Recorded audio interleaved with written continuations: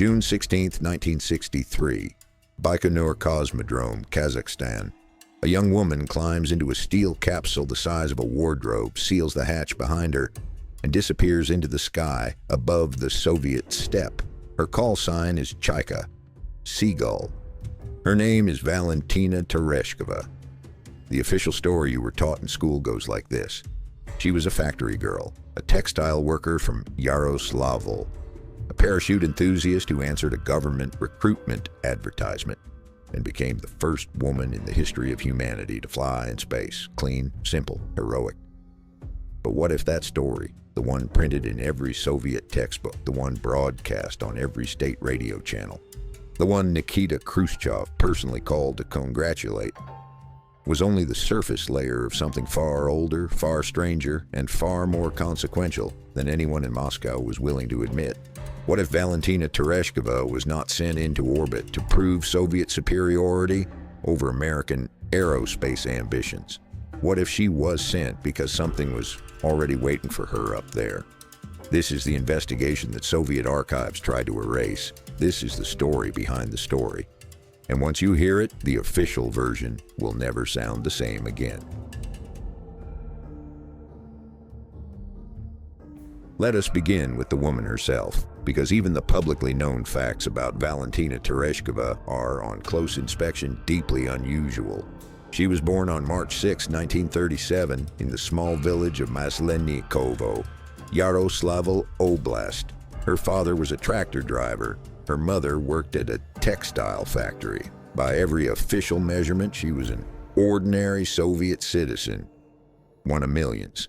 She left school at 16, moved to Yaroslavl, and went to work at a textile combine, eventually qualifying as a cotton loom operator.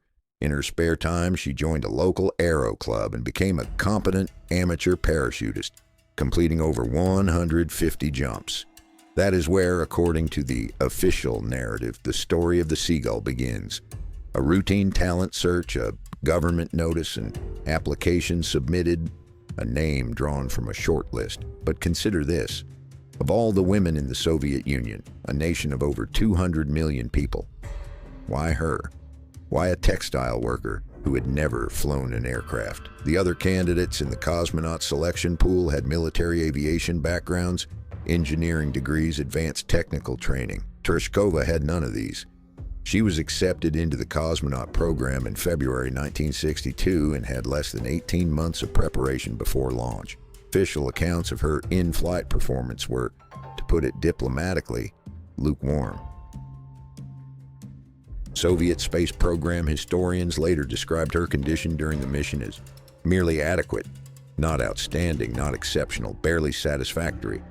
So why was she chosen above more qualified women? The answer, according to documents that circulated in restricted KGB analytical channels and were partially declassified after the Soviet collapse, was not about her qualifications at all. It was about something detected during her medical screening, something the examining physicians flagged in a report that was immediately classified at the highest level and forwarded directly to Sergei Korolev, the chief designer of the Soviet space program. The report described what the doctors called an anomalous biorhythmic signature, a pattern of brainwave activity that appeared during deep sleep cycles and matched with extraordinary precision a set of electromagnetic frequencies that Soviet radio astronomers had been quietly tracking since 1958. Frequencies that did not originate from any known natural source. Frequencies that came from deep space. Tereshkova was not chosen because she was the best candidate. She was chosen because she was already tuned in.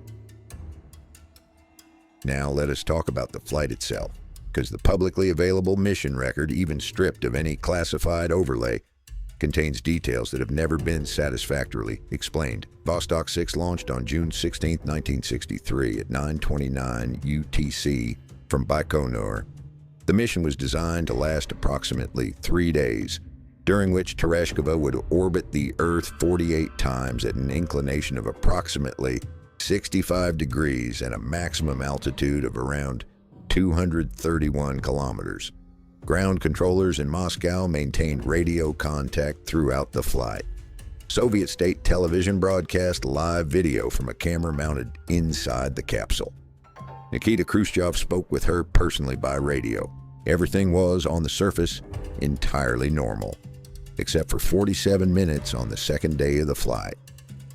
Between 14 hours 12 minutes and 15 hours 0 minutes mission elapsed time, all ground-based telemetry from Vostok 6, voice channel, biomedical monitoring, capsule systems data, went silent, not degraded, not intermittent, silent. The operations team at Mission Control, located at what was then a restricted facility outside Moscow, initially logged the event as a communications dropout caused by orbital geometry. Standard procedure, nothing to investigate.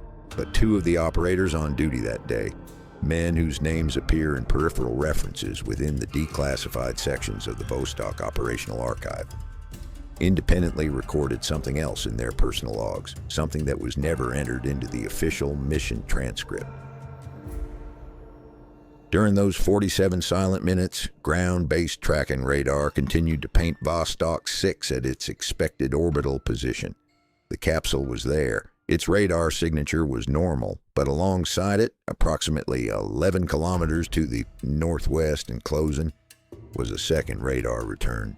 A return that did not match any known satellite, debris field, or atmospheric phenomenon. A return that moved with controlled precision, altered its trajectory twice from approach to within 4 kilometers of the capsule, held position for what the radar log recorded as 31 minutes and 40 seconds, and then accelerated away at a rate that no Soviet or American spacecraft of that era was remotely capable of achieving. The second object was later logged in the classified addendum to the mission debrief under a designation that translates roughly as unidentified accompanying vehicle. The 47 silent minutes were never publicly explained. When radio contact resumed, Tereshkova's voice was different. Every controller present later noted it, though none committed the observation to the official record. Her tone was slower, calmer, almost meditative. In the minutes immediately following the communications restoration, she made a transmission that was included verbatim in the restricted mission transcript, a transmission that was edited out of every public broadcast and official account of the flight. She said, speaking clearly and without evident distress, quote, _0, ground controllers, following protocol, asked her to clarify. She did not respond to the question.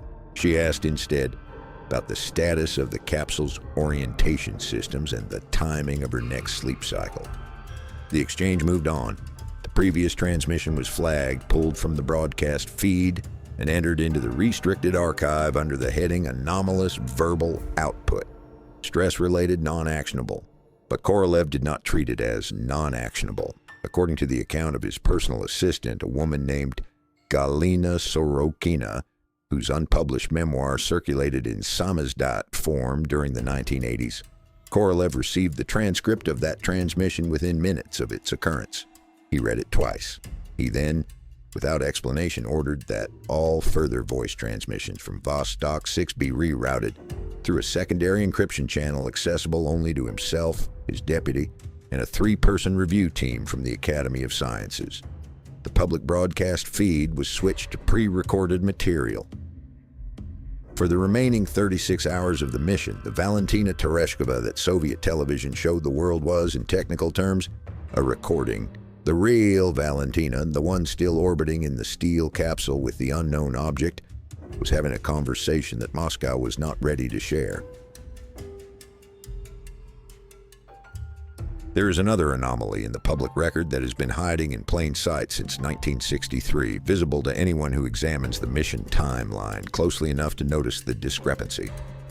The onboard chronometer of Vostok 6, a redundant Soviet-built mechanical timekeeper installed as a backup to the primary electronic clock, showed upon recovery of the capsule after landing on June 19th a reading that was 2 hours and 18 minutes ahead of its pre-launch synchronized setting. The official explanation, offered once in a footnote of a 1973 Soviet Aerospace Engineering Digest and never repeated, attributed the drift to thermal expansion of the clock mechanism during re-entry. thermal expansion, in a clock that had been specifically designed and tested to resist the thermal environment of orbital re-entry. 2 hours and 18 minutes, neither backward, which might suggest a mechanical failure, but forward. As though, during those 47 silent minutes, and perhaps the hours that followed, the clock had been exposed to a temporal environment that was, in some fundamental sense, not the same as the one experienced by the ground controllers waiting below. The physicist Yuri Mikhailovich Petrov, a specialist in relativistic timekeeping who worked at the Institute of Applied Mathematics in Moscow and who died in 2004, left behind a privately circulated paper in which he calculated that a time differential of 2 hours and 18 minutes relative to ground synchronized time would require, under standard relativistic physics, either a velocity significantly in excess of anything Vostok 6 was capable of achieving, or proximity to a gravitational mass large enough to measurably curve spacetime in the vicinity of low Earth orbit. There is no gravitational mass of that magnitude anywhere near low Earth orbit, which leaves the velocity explanation. And the velocity explanation leaves only one question. Where did Vostok 6 go during those 47 minutes? And what brought it back? Valentina Tereshkova landed safely on June 19, 1963 on the Altai steppe 200 kilometers west of Barnaul. She parachuted from the capsule during descent, as all Vostok cosmonauts did, and was recovered by the ground search team in good health. She was immediately taken to a medical facility for the standard post-flight examination. The examining physician that day was a military doctor whose name does not appear in any public record of the Vostok program. The standard post-flight medical team for Soviet cosmonauts was well documented. Their names, credentials, and reports appear throughout the declassified program archive. This doctor's name appears nowhere. His credentials have never been located. His post-flight report on Tereshkova's condition was filed under a classification level that, according to the archive structure, was reserved exclusively for materials related to nuclear weapons development and foreign intelligence operations. A textile worker from Yaroslavl, a classification level reserved for nuclear secrets. The standard blood panel conducted on returning cosmonauts checked for elevated cortisol, radiation exposure markers, cardiovascular stress indicators, and fluid balance parameters. Routine, established, well documented across every other Vostok mission. Tereshkova's post-flight blood panel included 17 additional tests that do not appear on any standard Soviet aerospace medicine protocol. The names of those tests, partially visible in a document image that surfaced briefly in a Moscow archive digitization project in 2012 before being withdrawn, include designations that Soviet medical nomenclature of that era had no established category for.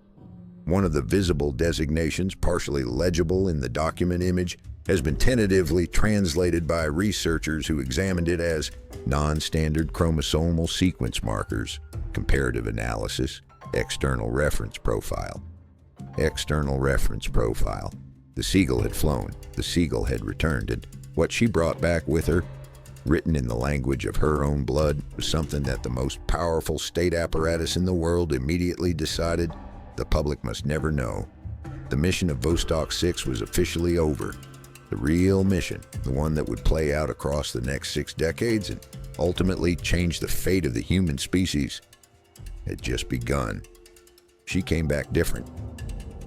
That is the one fact that everyone who was present at the Vostok 6 recovery and debriefing agreed upon.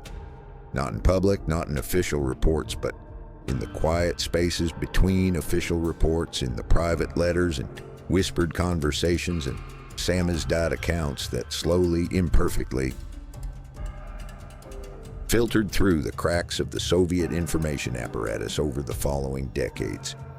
The woman who climbed out of that descent capsule on the Altai steppe on June 19, 1963 was recognizably Valentina Tereshkova. Same face, same voice, same dark eyes. But something in the calibration of her had shifted. Something behind the eyes had been rearranged. The medical team that processed her at the recovery site noted, in the restricted addendum to the post-flight report, that her resting heart rate had dropped from its pre-flight baseline of 68 beats per minute to 41. Not 41 as a consequence of fatigue or dehydration. Those conditions elevate the heart rate, not suppress it. 41 is a new resting state, as though her cardiovascular system had been quietly, methodically reconfigured during the flight to operate at a different baseline efficiency. The attending physician wrote in his personal notes discovered in a Yaroslavl estate archive in 2007 by a researcher who was subsequently denied further access to the collection, that her cardiac output at that suppressed rate was superior to her pre-flight output at 68. Her heart was doing more work with fewer beats. It was not deterioration, it was optimization. Her visual acuity had changed too. Pre-flight testing had recorded her at standard Soviet military cosmonaut requirement. Excellent, but within the documented human range. Post-flight examination found that she could read a standard optometric chart at 4 times the prescribed distance with both eyes independently. The examining ophthalmologist, a colonel whose surname begins with the letter B in the partially legible archive document, noted that the structure of her retinal photoreceptors appeared under examination to show an unusual density distribution in the peripheral field, a distribution he had no prior reference point for in any human patient he had previously examined. She was seeing more, seeing further, seeing differently, and her blood, the blood that had been drawn for that classified 17-test panel within hours of landing, told a story that the Soviet state was completely unprepared to hear. Professor Vladimir Nikolaevich Serov was, in 1963, one of the leading hematologists in the Soviet Union, attached to the closed medical research division of the Institute of Biomedical Problems in Moscow, the institution responsible for the medical science underpinning the entire Soviet space program. He was 52 years old, a decorated scientist, a man of absolute professional discretion, a loyal servant of the state in every measurable respect. He was also, by all accounts, a man who had spent 30 years in medicine without encountering anything that genuinely frightened him. That changed in the summer of 1963. Serov was assigned to lead the analysis of Tereshkova's anomalous blood panel, the 17 additional tests that had been ordered by the unnamed physician at the recovery site, and whose results had been forwarded to Moscow under the same nuclear-level classification that covered the post-flight report itself. He assembled a team of 4 specialists.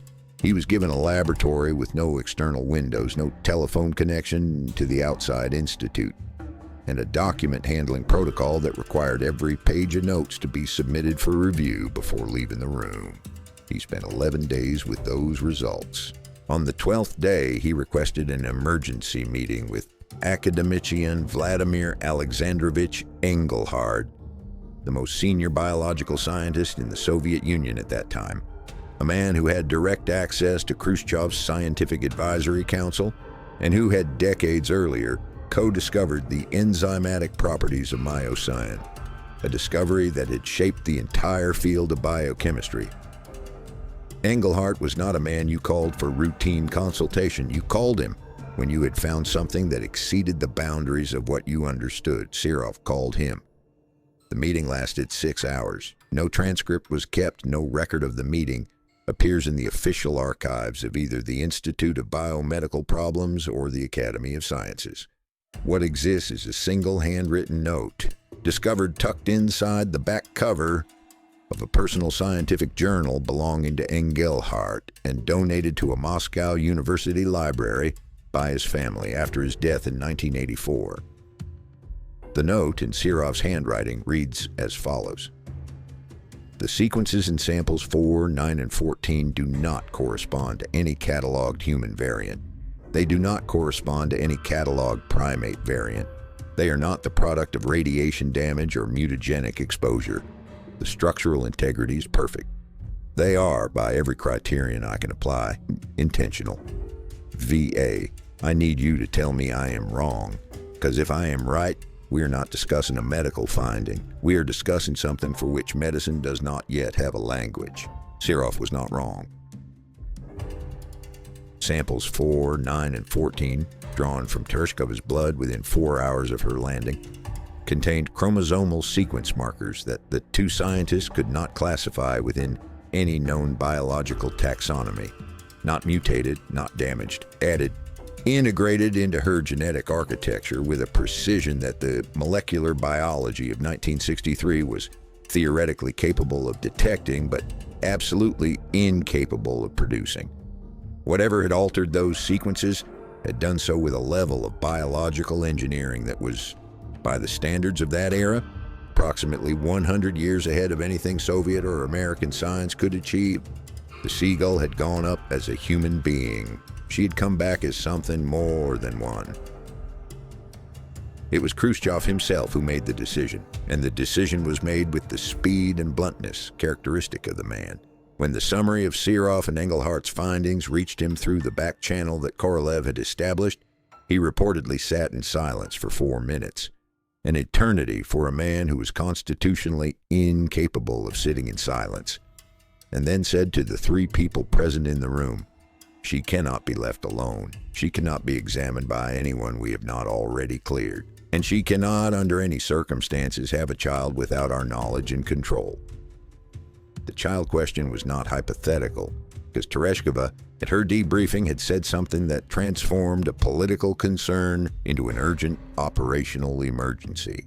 She had told her debriefers, calmly, without apparent distress, as a statement of simple fact, that she believed she was pregnant. She had been in space for 2 days, 22 hours, and 50 minutes. She had been in contact with no human being during that time. The capsule contained one person. There was no mechanism, no possibility, no framework within standard Soviet aerospace medicine or standard human biology by which that statement could be true.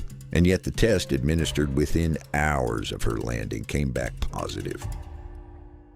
The marriage was arranged within 8 weeks. Andrei Nikolaev, cosmonaut, hero of the Soviet Union, a quiet and conscientious man from the Chuvash Republic who had flown Vostok 3 the previous year, was summoned to a meeting at a government facility outside Moscow in late July 1963.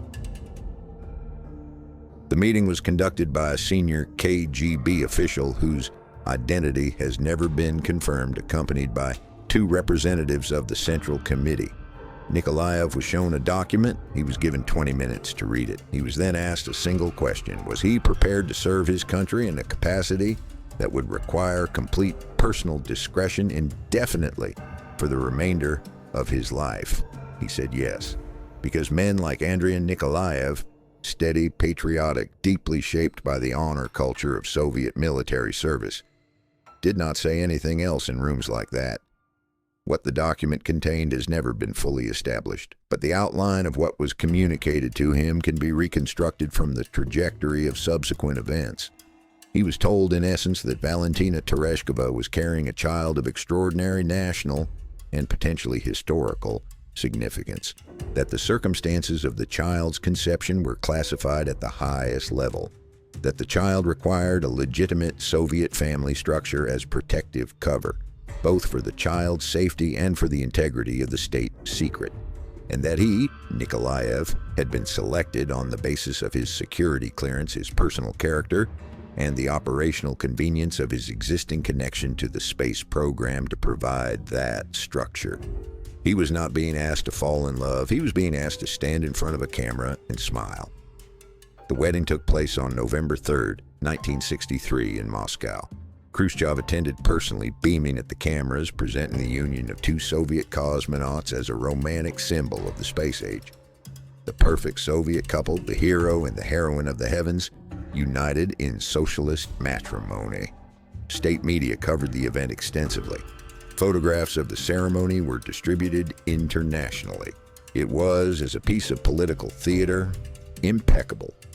Behind the theater, a team of 17 medical specialists, screened, cleared, and operating under protocols that did not officially exist, had been assembled to monitor the pregnancy under conditions of absolute secrecy. And what they monitored over the following months did not make their work easier. The pregnancy progressed at a rate that Professor Serov, in his private notes, described as compressed but structurally sound, meaning that the developmental timeline of the fetus was measurably accelerated beyond any documented clinical case in the Soviet medical literature, but that the development itself was not pathological. Everything that was supposed to happen was happening. It was simply happening faster. By the end of the 4th month, ultrasound measurements placed fetal development at the equivalent of a standard 6-month gestational stage. By the 6th month, the measurements corresponded to what the monitoring team would expect to see at full term. There was no toxicosis. None. Not a single episode of nausea. Not a single morning of elevated gastric distress, not a single recorded complaint of the physical discomfort that accompanied virtually every pregnancy in the medical literature the monitoring team drew upon as reference. Tereshkova described her physical condition during those months as better than before the flight. She was sleeping 5 hours a night and waking without fatigue. Her concentration was, by all accounts, extraordinary. She was reading at a pace that her assigned political handler, a young woman from the KGB's Cultural Monitoring Division who was tasked with accompanying her through the pregnancy, described in her weekly reports as unusual and somewhat unsettling. And then there was the chromosomal analysis. At 16 weeks of gestation, the monitoring team conducted a standard chromosomal assessment of the fetus. Standard in the sense that the procedure was routine. Entirely non-standard in the sense that the classification level governing its results was the same nuclear tier designation that had covered every document related to Tereshkova's post-flight blood work. The results were forwarded immediately to Serov. He read them once, then he called Engelhardt again. The fetus carried 46 chromosomes, the standard human complement. In that respect, everything was normal.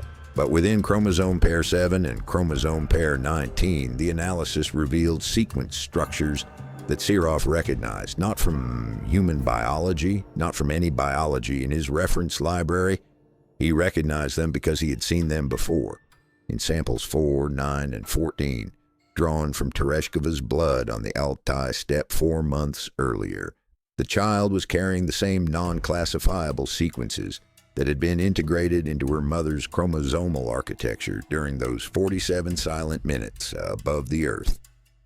Not copied from the mother, not inherited in any standard Mendelian sense, present independently, as though they had been placed there by the same hand that had placed them in Tereshkova, operating according to a design logic that human genetics in 1963 had no framework to describe.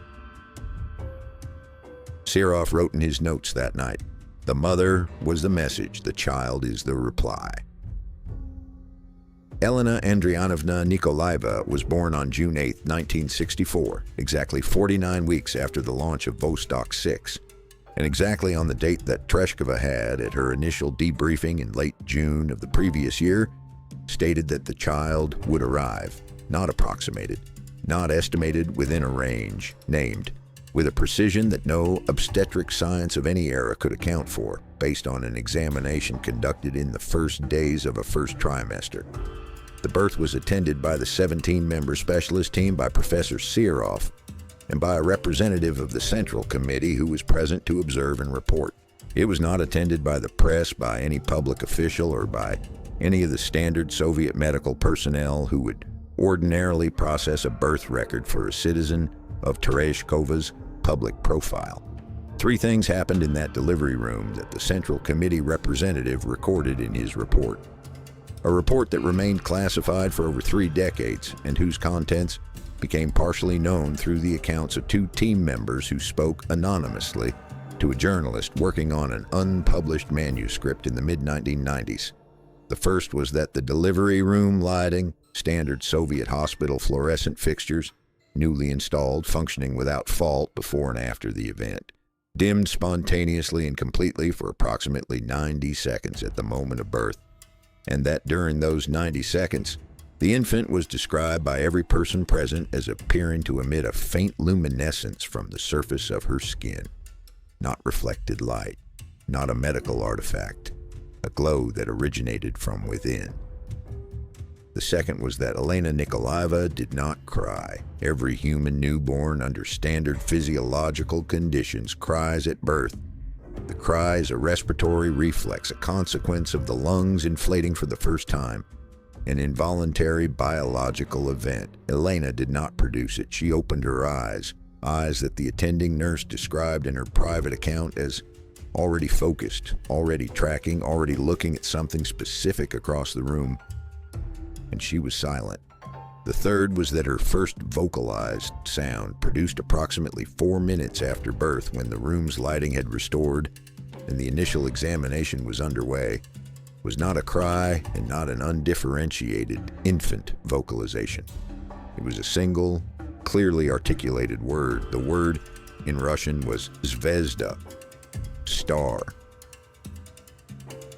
A newborn child, 4 minutes old, in a classified delivery room outside Moscow.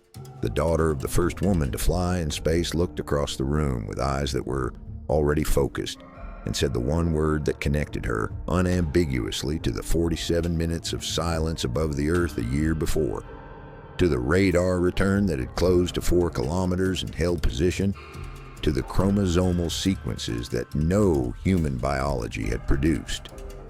Professor Sirov, standing at the edge of the room, wrote nothing in his notes that night.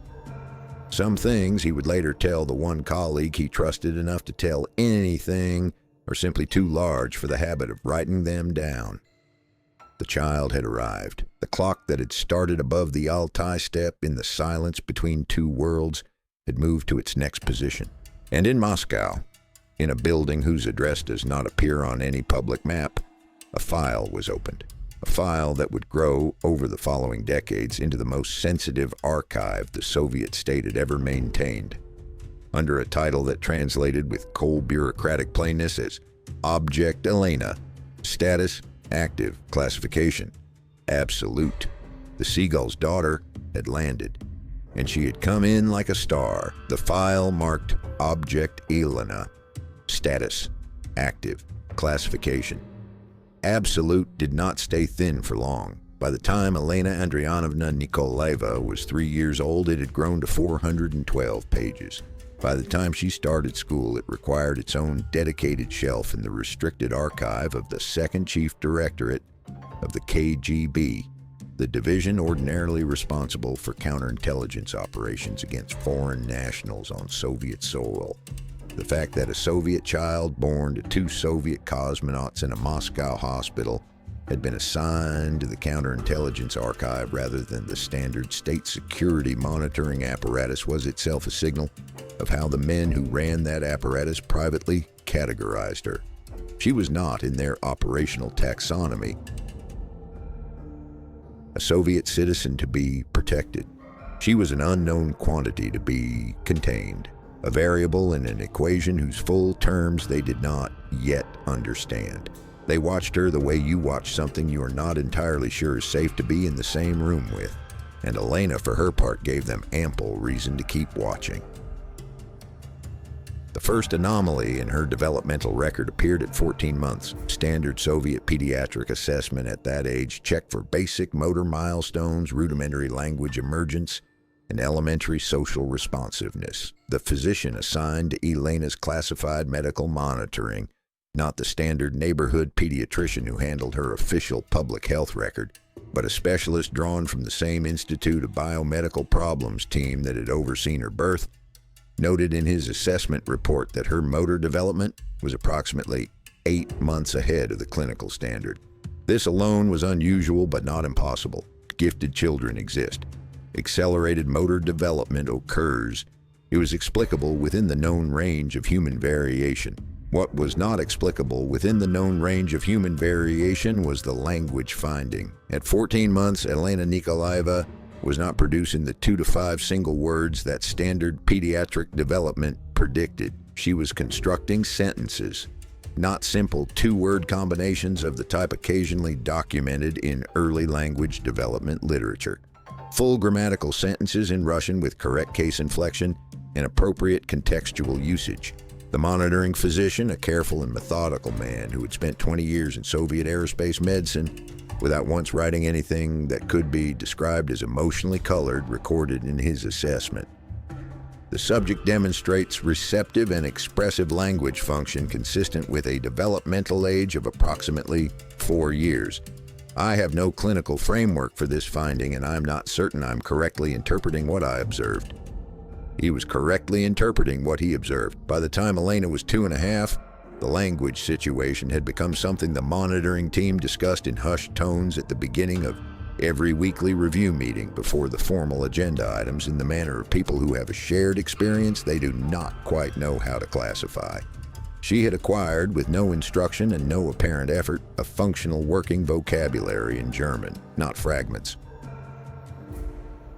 Not memorized phrases absorbed from a radio or television. The family's apartment was monitored comprehensively enough that any such source would have been identified and logged. German as a system, German with grammar, German deployed in context. Her mother spoke no German. Her father spoke no German. The monitoring team spoke no German in her presence. The KGB surveillance officers rotated through the apartment building on a schedule that ensured she never had sustained contact with any individual outside her immediate family group and the monitoring personnel. The German came from nowhere that the file could account for, and then, at age 3, it was joined by the English.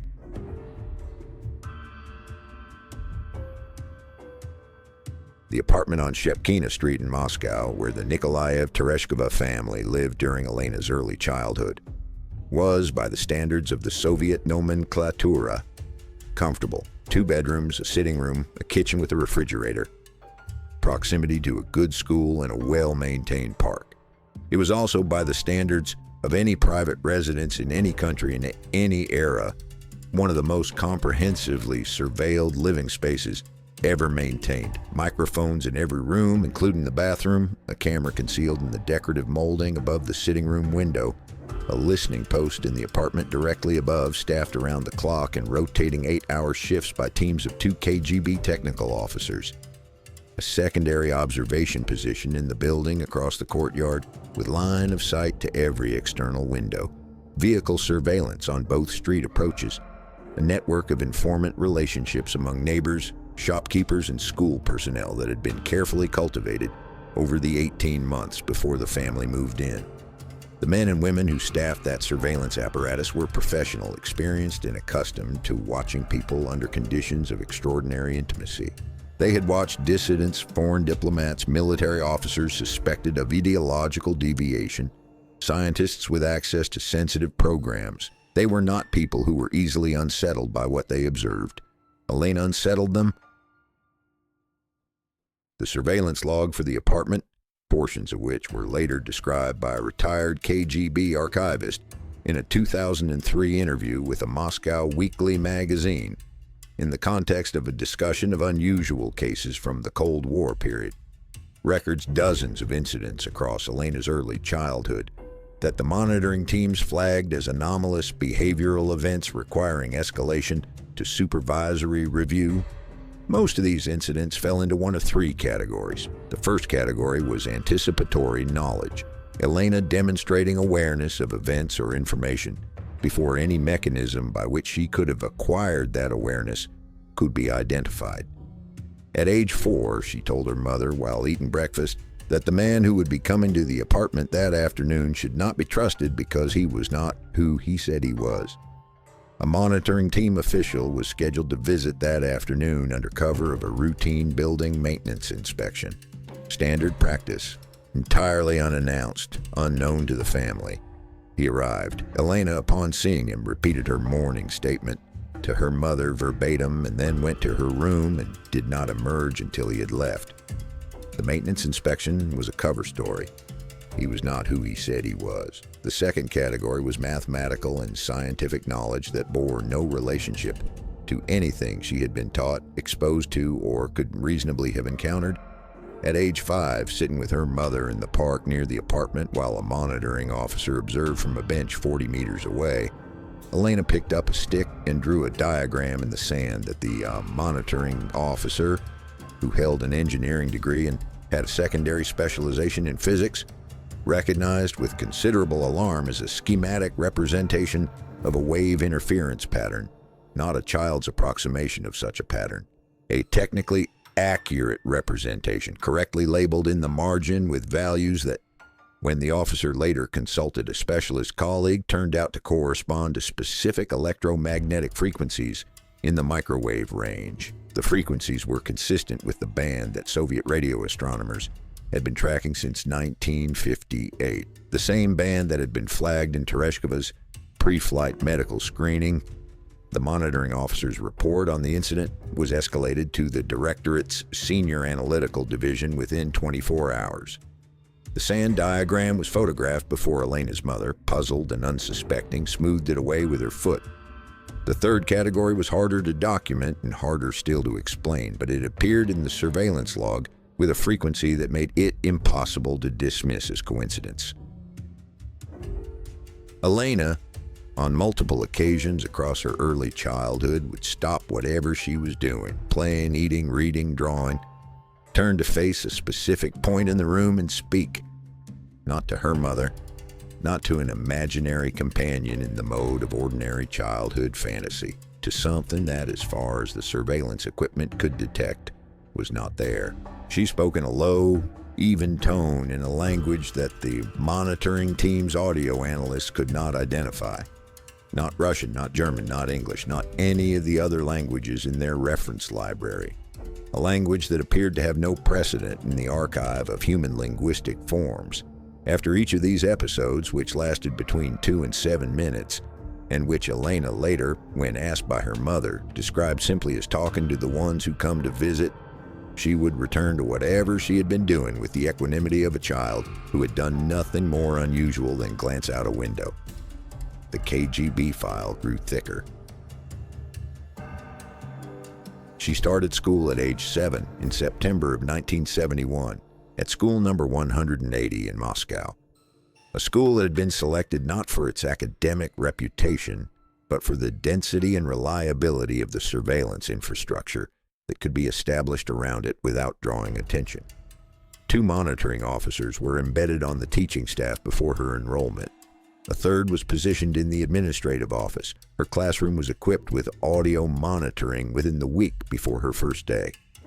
What the monitoring apparatus recorded over the following years would eventually fill a supplementary archive volume that ran to over 600 pages and was cross-referenced in the Master Classification Index under 17 separate operational headings. Her academic performance was, in the most clinical possible description, without precedent in the Soviet educational system. She did not learn subjects. She absorbed them completely, permanently at first exposure, and with an apparent depth of understanding that consistently exceeded what her teachers were presenting. In mathematics, she was completing problems from the secondary school curriculum before the end of her first semester of primary school. Her mathematics teacher, a woman named Raisa Petrovna, who had 23 years of classroom experience, wrote in her term assessment, quote, _5, __.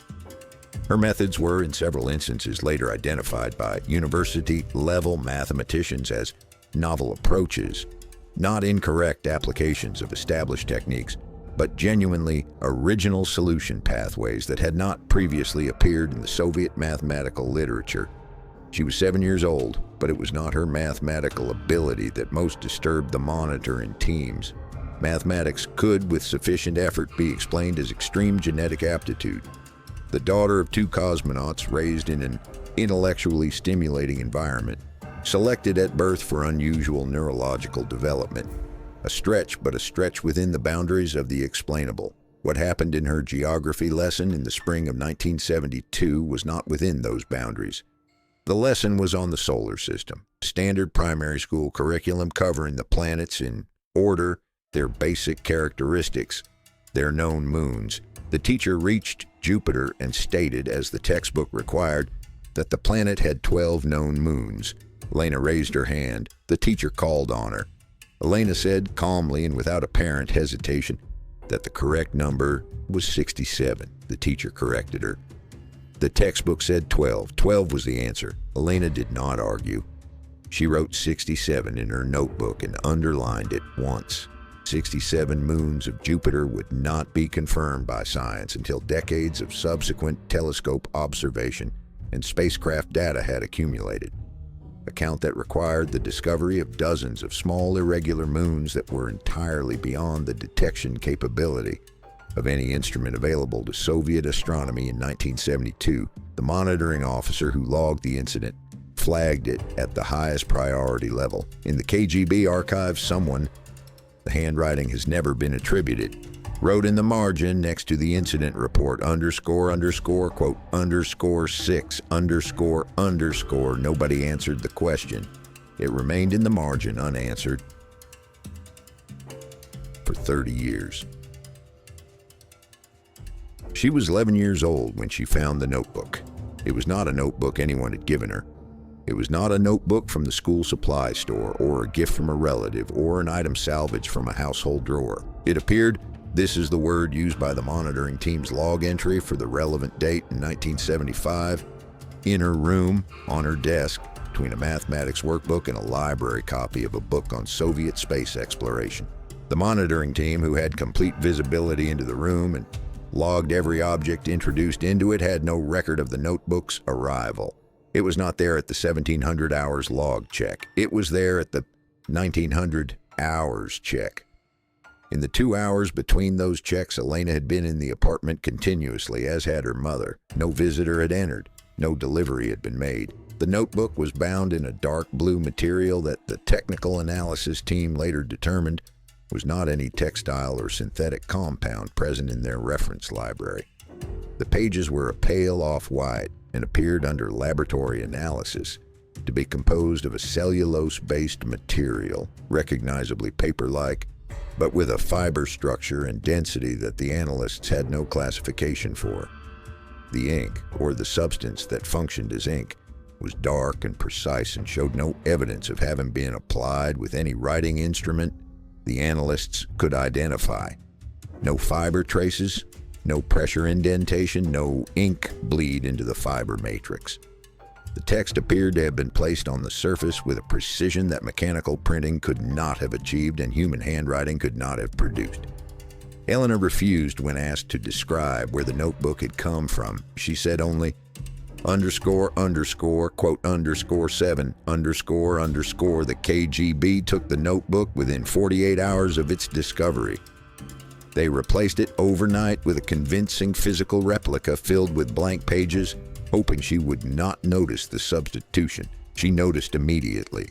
She did not comment on it. She simply placed the replica in her desk drawer, did not open it again, and began writing in a new notebook, a standard Soviet school notebook purchased at the corner stationery shop, in the same unknown language that the surveillance audio had recorded her speaking aloud in the sitting room. The content of what she wrote in that school notebook, decoded by the KGB's Linguistic Analysis Division over the following 18 months using methods that drew on the full resources of the Soviet cryptographic apparatus, turned out to be a series of dated entries that described in precise and unambiguous terms events that had not yet occurred. The first entry was dated 3 years in the future. It described in specific detail, including the names of the relevant political figures, the death of a Soviet general secretary, and the succession crisis that followed. Leonid Brezhnev died on November 10th, 1982. The succession crisis followed exactly the pattern Elena had described. The second entry was dated 7 years in the future. It described a catastrophic failure at a nuclear power installation in Ukraine, a city with, as Elena's entry phrased it, a name that belongs to birds, that would make a large area of land uninhabitable and force the evacuation of hundreds of thousands of people. Chernobyl, April 26, 1986. The third entry was dated 14 years in the future. It described the dissolution of the Soviet Union, not as a military defeat, not as an external conquest, but as an internal unraveling and ideological exhaustion, a country that had simply stopped believing in itself, and named the years 1991, when the linguistic analysts completed their decryption and the decoded entries were placed on the desk of the KGB Directorate official responsible for the Elena file. He read them once, closed the folder, and sat in silence for a long time. Then he wrote a single instruction on the cover of the folder and passed it to his assistant. The instruction read, quote 8. In 1978, Elena was 14 years old. She had by this point demonstrated across 7 years of intensive surveillance and documentation a catalog of abilities and knowledge that the KGB's internal analytical assessments had quietly, reluctantly, and with considerable institutional discomfort begun to classify not as extraordinary human giftedness, but as something that required an entirely different conceptual category. She spoke 6 languages fluently: Russian, German, English, French, Czech, and the unidentified language of the notebook, none of which, with the partial exception of Russian, had been formally taught to her. She had, on separate occasions documented by the monitoring apparatus, correctly described the internal structure of proteins that would not be characterized by biochemistry for another 20 years, sketched the orbital mechanics of a spacecraft trajectory consistent with a Mars transfer orbit using mathematics that was not in the Soviet aerospace curriculum, and recited from memory and without apparent source a passage of text in ancient Sumerian that a specialist at the Oriental Institute in Moscow identified with visible discomfort as a previously unknown variant of a temple astronomical inscription. She was, by every external measure, a Soviet teenager. She went to school, she came home, she ate dinner with her mother, she read books, she had 2 close friends at school whose loyalty to her, the KGB monitoring apparatus had confirmed was genuine, rather than operationally motivated. She was not visibly strange to the people around her. She was quiet, attentive, occasionally funny, intensely observant, and possessed of a quality of presence that her teachers and schoolmates described. When the monitoring team's informant network gathered their impressions, with recurring variations on the same word, settled. She seemed, for a 14-year-old girl in the middle of the Cold War in a Moscow apartment under permanent surveillance, impossibly, inexplicably settled, as though she knew something about the future that made the present entirely manageable. That year, she told her mother something that Tereshkova, who had maintained through all of Elena's childhood a carefully performed normalcy, asking no questions about the monitoring team she was certainly aware of, making no demands of the state apparatus that surrounded her daughter's life, could not process without visible distress. She said, quote 9. Tereshkova said nothing. The monitoring microphone recorded the silence between them as lasting 4 minutes and 17 seconds. Then she took her daughter's hands and held them, and the monitoring log records that neither of them spoke again for the rest of that evening. In the KGB file, the transcript of the exchange was marked with a single handwritten notation in the same unattributed handwriting that had asked years before, "How does she know this?" This time the notation read, "She is waiting for something. We do not know what. We do not know when. We only know that she is certain it will come." 4 years later, in 1982, Valentina Tereshkova and Andrian Nikolaev officially divorced. The public statement citing irreconcilable differences accumulated over nearly 2 decades of marriage. The Soviet press covered the story briefly and moved on.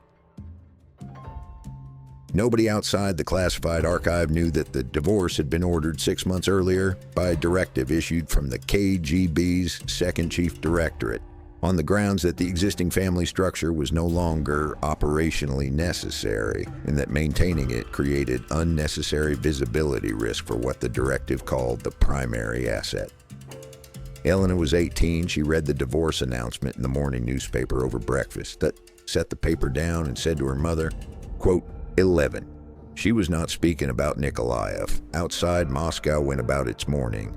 Trams ran their routes, factory shifts changed, the surveillance team in the apartment above logged the exchange and forwarded it to the directorate before noon, and in the file marked Object Elena, status active, classification absolute, a new section was opened, headed in the dry operational language of Soviet State Security Phase 2, Adult Subject Monitoring, anticipated escalation of anomalous activity. The child who had arrived like a star had grown into something the state could observe but could not contain, could document but could not explain, could follow but could not predict. She was 18 years old. She was just beginning. And somewhere above the earth, at a distance and in a manner that no Soviet instrument could measure, something was waiting with the same extraordinary patience it had shown above the Altai steppe on June 16, 1963, for the moment when she would be ready. She arrived at Moscow State University in September of 1984 with a single suitcase, a canvas bag of books, and a mind that the admissions committee unanimously described after her entrance examinations as the most exceptional they had encountered in a combined total of over 90 years of academic assessment. She had applied to the Faculty of Physics, not astrophysics, not aerospace engineering, but physics in its most foundational form. The structure of reality itself, the question of what the world is made of beneath all observable phenomena. Her entrance scores in mathematics and theoretical physics were not merely the highest recorded that year, they were the highest recorded in the faculty's history. She was assigned a dormitory room on Leninskaya Gori. Within 48 hours, a complete new surveillance infrastructure had followed her there. New microphones, new monitoring personnel, new informant relationships among her neighbors and faculty colleagues. The apparatus that had watched her childhood transferred seamlessly to her adult life, updated and expanded, trailing her across the city like a shadow she had long since stopped pretending she could not see. She simply did not consider it relevant. In her second month at the faculty, she submitted an unsolicited paper to her theoretical physics professor, a man named Arkady Semyonovich Volkov, a specialist in electromagnetic field theory with a formidable international reputation, on the propagation of electromagnetic signals across interstellar distances without energy dissipation. The framework she proposed, if correct, meant that communication across the galaxy was not merely theoretically possible, but practically achievable, given the right transmission parameters. Volkov read the paper 3 times, corrected nothing, and wrote in the margin, "Where did you encounter this approach? I have not seen this framework in the literature." Elena's reply, written below his question during their next meeting, ___, quote, _13, __, Volkov spent 2 years searching for an error. He did not find one. 3 months after her arrival on a Tuesday evening in December, when the laboratory building was nearly empty, she went to the basement electromagnetic research facility and tuned the bank of radio receivers to a specific frequency band, making the adjustments without reference to any manual, with the calm efficiency of someone reconfiguring equipment they had operated many times before. The monitoring team logged the frequency setting immediately. Their database returned a flag within minutes. The band matched with exact precision the electromagnetic signature that Soviet radio astronomers had been tracking since 1958. The signature from her mother's pre-flight screening, the signature she had diagrammed in a Moscow park sandbox at the age of 5. She put on the headphones and sat very still for 43 minutes. When she removed them, the monitoring officer's log entry broke for the first time in years of careful neutral documentation into something unguarded. He wrote, quote, _14, quote, she had found the signal, and it had answered. Mikhail Gorbachev became General Secretary on March 11, 1985. He had been in office 11 days when he approved a private meeting request routed through the KGB Directorate, a request from a 21-year-old physics student at Moscow State University. The meeting took place on March 22nd in a sound-insulated conference room near Staraya Ploshchad. The note-taker was dismissed after 12 minutes and did not return for 3 hours and 47 minutes. The KGB's audio monitoring of the room recorded silence for the entire duration. Not a malfunction, not jamming, simply silence, as though the room had stepped briefly outside ordinary acoustic reality. What passed between them was never documented. What came after was, in the months following the meeting, Gorbachev introduced glasnost and perestroika, presented publicly as rational political reforms as his own reading of Soviet historical necessity. But the KGB analytical division that had spent 21 years watching Elena Nikolaeva identified both concepts immediately. They matched with structural precision a framework written in her school notebook in 1975, written in an unidentified language, decoded over 18 months of cryptographic effort, under a heading that translated as Preparation of the Ground. Glasnost and Perestroika were not reforms. They were infrastructure, a systematic opening of a sealed society, designed to prepare a population for the reception of information so fundamentally disruptive that it could only be absorbed by people who had first learned through years of incremental practice to tolerate the unexpected. Gorbachev had been told what was coming. Elena had told him. The signal peaked at 11:57 p.m. on December 30th, 1999. Elena had been in her research room at the Academy of Sciences facility since 9 that morning. She had eaten nothing. She had made no telephone calls. At 11:57, she wrote a single line of coordinates on a fresh notebook page, put on her coat, and walked out into the winter night. She drove east, out of Moscow, into the darkness of the Russian steppe. The surveillance vehicles maintained their distance for 11 hours, logging her position at 15-minute intervals. She drove to Baikonur, the cosmodrome that had launched her mother into the sky 36 years earlier. She arrived at the eastern perimeter fence at 10:48 a.m. on December 31st and stood facing the launch complex for 22 minutes without moving. Then the monitoring team logged an event that every surveillance officer present would later describe in tyrannical terms despite never coordinating their accounts. The sky above the launch complex changed, not the weather, not the light. The sky itself appeared to deepen at a point approximately 2 kilometers above the steppe, as though an additional dimension had briefly become available in that patch of air, as though the space above Kazakhstan had opened a door into itself. The phenomenon lasted 47 seconds.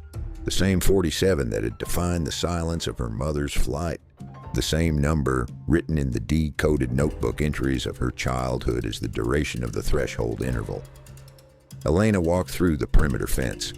Not through a gate, not over it, through a section of solid chain-link barrier that would later be found undamaged and uncut. Across 300 meters of frozen steppe to the base of the eastern launch complex. And then upward. The monitoring team's report on what followed is the most heavily redacted document in the Elena file. Of 12 pages, only 3 paragraphs remain unblacked. They confirm she was observed ascending, that the ascent lasted approximately 4 minutes, and that at its conclusion the visual phenomenon resolved and the sky returned to its previous state. She was gone. 7 days later, on January 7th of the year 2000, Elena walked into the Academy facility lobby at 8:43 in the morning, removed her coat, and went to her research room. Over the following 3 days, she wrote in Russian, in ordinary ink, in her ordinary hand, as though composing lecture notes, a systematic technical compendium covering materials, science, energy generation, information theory, medical biochemistry, and aerospace propulsion. The senior scientists assembled to review the photographed pages described the experience privately and independently in identical terms, reading a textbook from the future, everything internally consistent, everything derivable from recognizable first principles, everything leading to applications that were theoretically sound and practically achievable, but none of which corresponded to anything in the current state of human knowledge. The principles she described for linking computational systems through decentralized, redundant, packet-switched data exchange were consistent with the architecture of what engineers were beginning to call the Internet. The principles she described for positioning through orbital satellite geometry matched what the military had been developing at enormous cost as the global positioning system. The principles for personal mobile communication through cellular network architecture described in completed and optimized form the technology that would transform human communication within a decade. Technologies that had required thousands of scientists, billions in investment, and decades of incremental development. she described in 3 days in a notebook after returning from 7 days that the Russian surveillance apparatus could not account for. She'd gone to meet the one she had seen in her dreams since childhood, the one made of starlight coming through water. She had come back with the curriculum.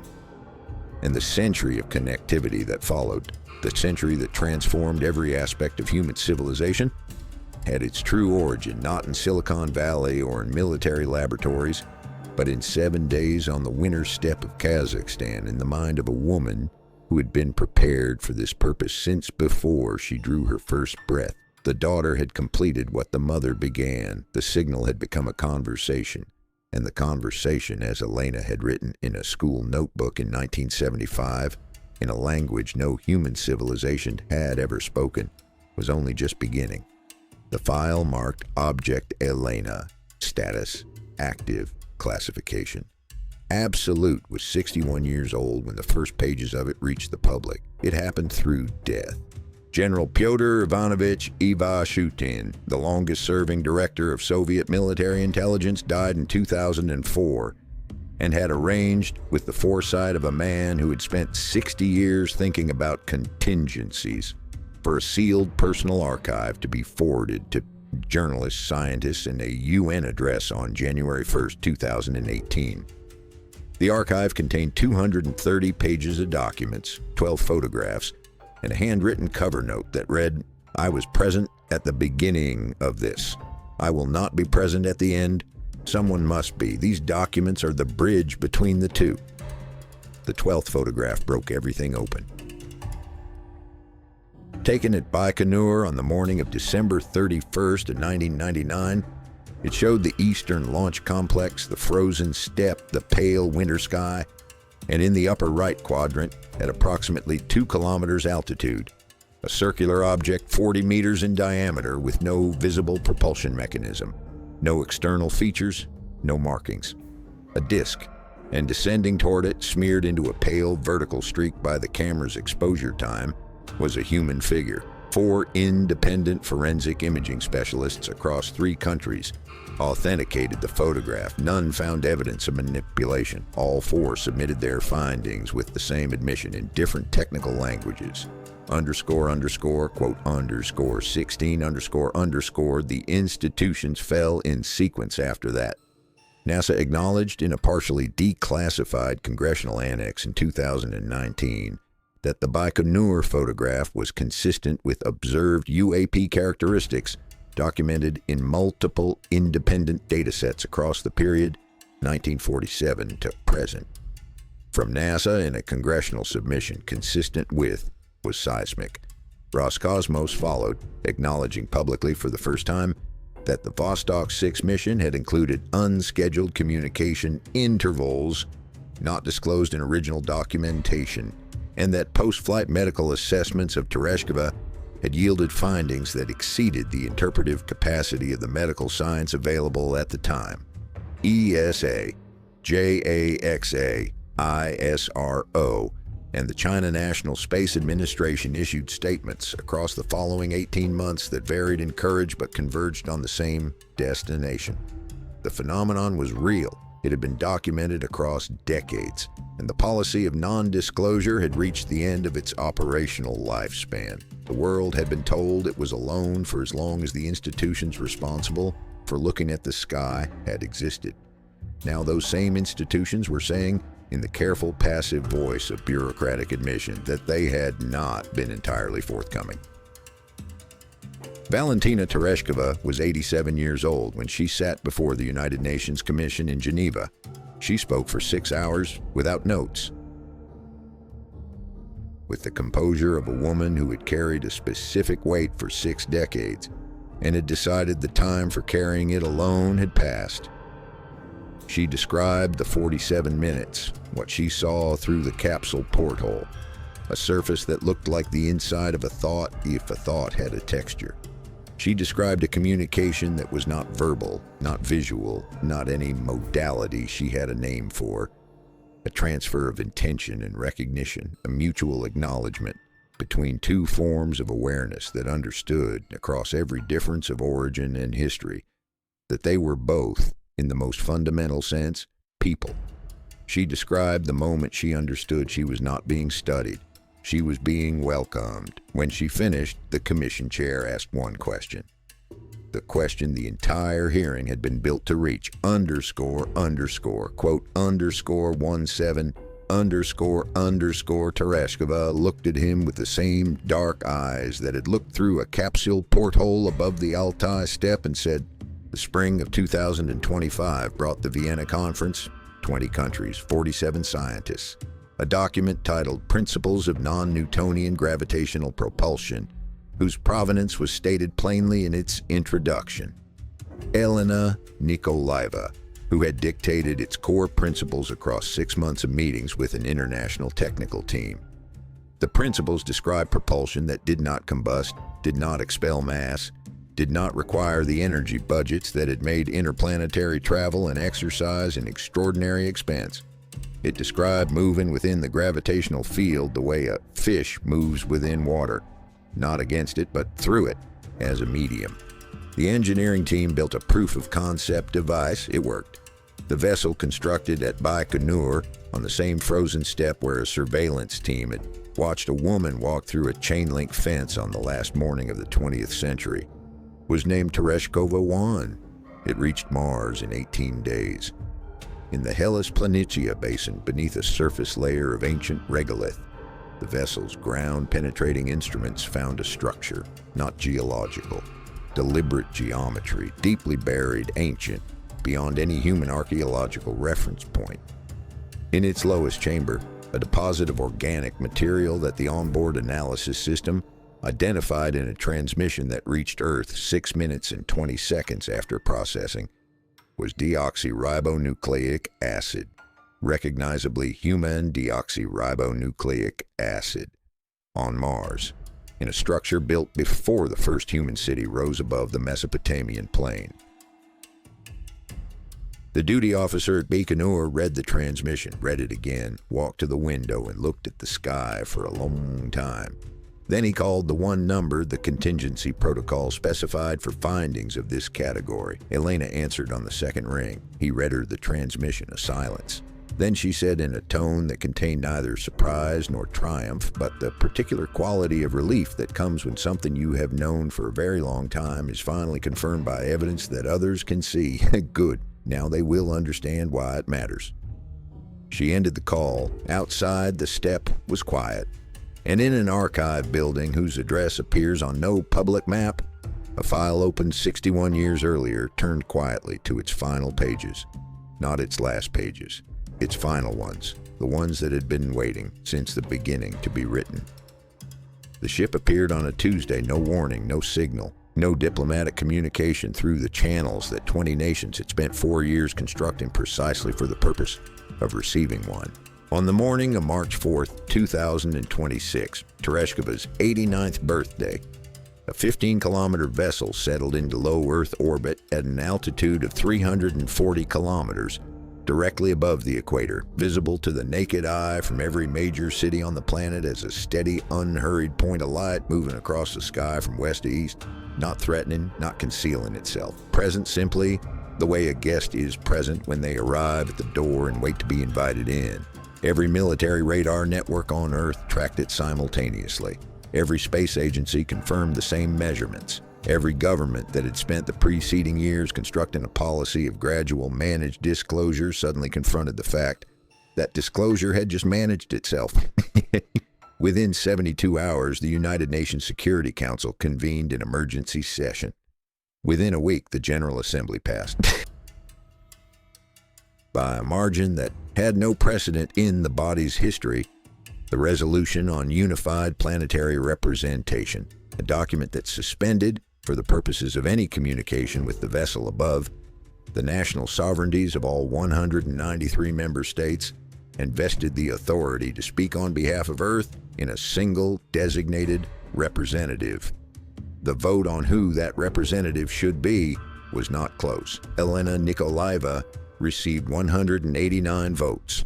She accepted by submitting, through her assistant, handwritten note to the Secretary General that read, "I have been preparing for this my entire life. I was prepared for it before my life began. Tell them I'm ready when they are.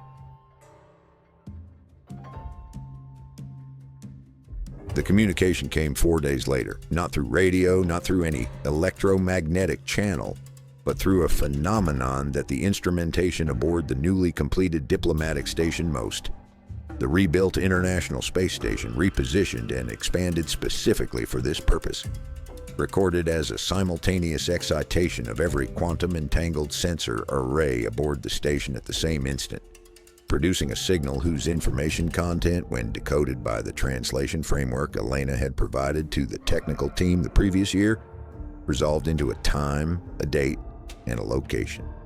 12 June 2030. The station Most, midday. 67 years to the day after Vostok 6 lifted from Baikonur.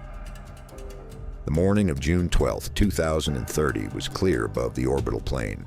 Elena, 66 years old, floated in the docking anteroom of Station Most in the particular stillness of someone who has waited a long time and is no longer counting the minutes. Behind her, through the viewport, Earth turned in its slow blue rotation. The steppes of Kazakhstan visible in the morning light, Yaroslavl somewhere in the curve of the northern landmass, the textile factories and the river, and the small apartment where a woman had once looked at the sky and decided that whatever was up there was worth reaching for. Beside Elena stood her daughter, Anna, commander of Station Most, 31 years old, with her grandmother's eyes and her mother's stillness. 3 generations, 1 trajectory. The docking port registered contact at 11:59 and 40 seconds. The seal confirmed at 1200 hours exactly. The door opened. What stood in the threshold was not what the world's media, broadcasting live to an audience of 4 billion people, had collectively imagined. Not the vast and terrible otherness of science fiction's imagination. Not something that required translation or mediation or the careful diplomatic scaffolding that 1,000 specialists had spent years constructing. Something that looked at Elena with a quality of recognition that required no language. The recognition of someone seeing, after a very long time, a face they have missed. It spoke. Elena's translation system rendered the words into Russian, into English, into the 47 languages of the live broadcast feed. The message was addressed not to the United Nations, not to the assembled governments of Earth, not to the cameras or the history or the weight of the moment. It was addressed to one person, and it said, "Please tell Valentina that we have not forgotten her. She was very brave. She was very young, and she was very brave, and she did not hesitate for even one moment. Everything that has followed, all of this, became possible because of her. Please tell her that we are grateful. Please tell her that we remember." In a hospital room in Moscow, Valentina Tereshkova, 93 years old, too frail to travel, watching the broadcast on a screen her granddaughter had positioned at the foot of her bed, heard the words read to her by the nurse on duty because her eyes were no longer sharp enough to read the translation feed. She was quiet for a moment. Then she smiled. The same smile that had looked out from the cockpit of Vostok 6 on the morning of June 16, 1963. Above the Kazakh steppe, above the whole turning world. And she said to no one in particular, in the voice of a woman from Yaroslavl who had once operated a cotton loom and jumped from airplanes on weekends and never, not once, imagined that any of this would happen to her. "Tell them I remember too." She closed her eyes. Outside the hospital window, Moscow was looking up. The whole world was looking up, and in the sky above the city, above the factories and the rivers and the schools and the apartments and the archive buildings whose addresses appear on no public map, the light of Most moved slowly westward, a steady point crossing the dark, carrying in its docking bay the beginning of everything that comes next. The simple weaver from Yaroslavl had become the first diplomat Earth ever sent into the universe. She had not known that when she climbed into the capsule. She had only known that the sky was there and that the sky was worth reaching for. That was enough. It turned out exactly enough.